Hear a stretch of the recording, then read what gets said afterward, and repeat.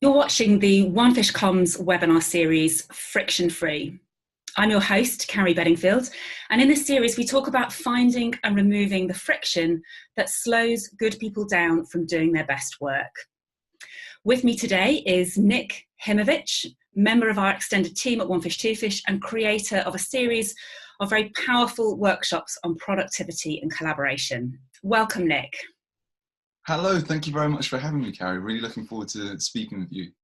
And Nick, you say that the biggest issue facing companies today isn't the competition, but it's what's going on in our heads. So let's start there.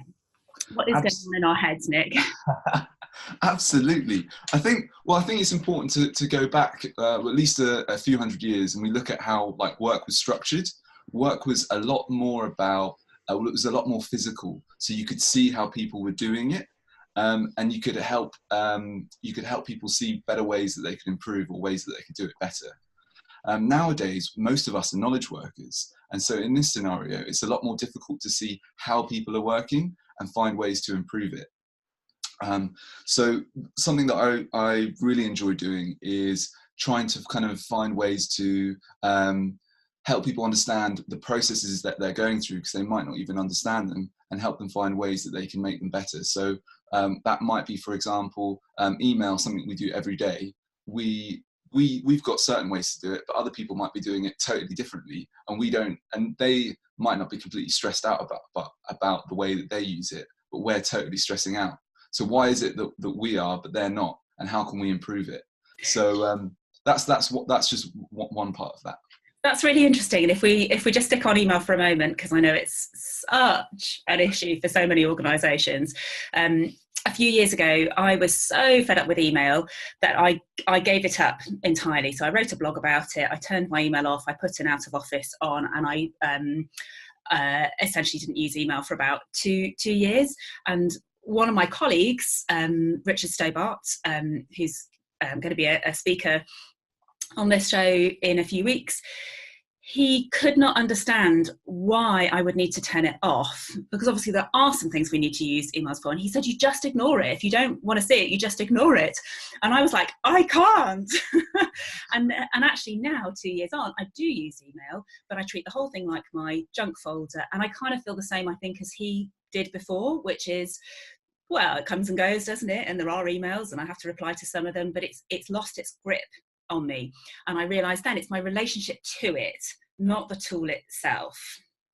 Is that something you see? And how do you help people change their relationship to some of these tools? Definitely. I think one of the biggest challenges now is that technology has created so many opportunities, but equally it's created so many distractions for us. And one of the best things you can do is actually turn your notifications off. For most people in large organizations or any organization, you don't need to be constantly available.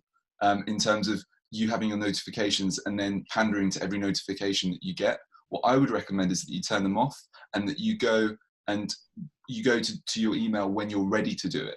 So that might be, for some people, they might be able to check it twice a day or once a day. Other people might need to check more regularly, but I think it's important that you're the one setting that cadence rather than just letting people dictate what you should be doing. This is really dangerous because every time you're distracted by that little notification that comes up by an email, it's going to take you, but some research says, 20 minutes to get back focused again into that kind of state of flow where you're doing your best work and you're feeling your best at the same time. So my recommendation is to turn off those notifications. That's the first thing that I suggest, and then set up your own cadence of how often you go back to check them. That would be the first thing that I'd suggest to really help with that. So looking at this through the lens of an organisation which is trying to create optimum conditions in which the really expensive people that they've spent a lot of time and money hiring and who are supposed to be great at their jobs, let's talk about how organisations can create conditions for people to succeed. This series is all about removing friction. How should companies view this as a sort of company-wide issue? I think, first of all, it's really important to create a culture of feedback where people can openly discuss what helps them do their best work. So regularly having meetings or kind of sharing information around how the organization wants to do things is really important, and then getting input from people in the organization, because people have a lot of frustrations in an organization. If they can share them with the organization and feel that it's listening, that's a really good start. Then if they can come up with best practices together so that they can equally go within the organization, say, this is how we want to work with each other, that's going to be really good because they're going to feel more part of it. And then if they can feel free to be kind of sharing how they're doing against those best practices that they're creating with each other, that's going to help create that culture of where people feel comfortable in the way that they work and feel comfortable sharing how they want to work with each other. Because there's nothing worse than, for example, you're regularly getting, I know we're talking about emails a lot, but it's just so annoying when you get a certain type of response. For example, subject lines on emails that people don't update, and then they go into this huge email chain that's just really annoying. Or people that send an email and then immediately call you afterwards, say, "Oh, did you get my email?" For example. Yeah, my mum does that. It's really frustrating, and it's nice to be able to speak to your co-workers and say, "Look, you know that thing? Did you know that we can maybe do it this way? Or do you know that that's maybe not the best way that I like to do it? Can we talk about that a little bit?" And for them to be able to take that feedback and then have a nice discussion, I think that's a really important start.